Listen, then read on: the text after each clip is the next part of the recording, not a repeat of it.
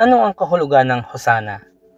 Ang Hosana ay isang salitang ginagamit sa ilang awit ng papuri, partikular sa Linggo ng Palma. Ito ay nagmula sa Hebreo at bahagi ng sigaw ng mga tao nang pumasok si Jesus sa Jerusalem. Hosana sa anak ni David.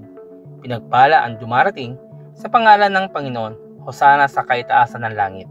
Mateo 21:9. Ang Hosana ay kadalasang iniisip bilang isang pagpapahayag ng papuri, katulad ng Hallelujah.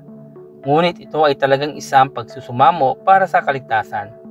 Ang salitang ugat ng Hebreo ay matatagpuan sa awit 118:25 na nagsasabing, "Kami ay iligtas, tubusin mo, Yahweh, kami ay iligtas."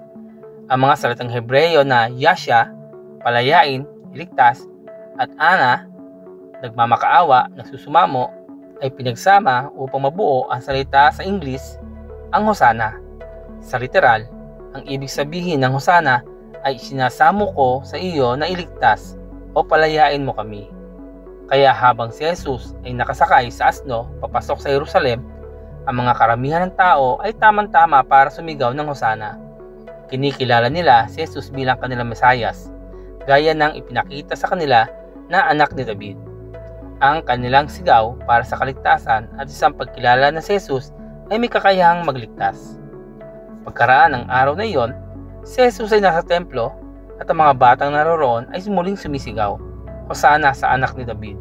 Mateo 21:15. Ang mga punong saserdote at ang mga tagapagturo ng kautusan ay hindi nasisiyahan.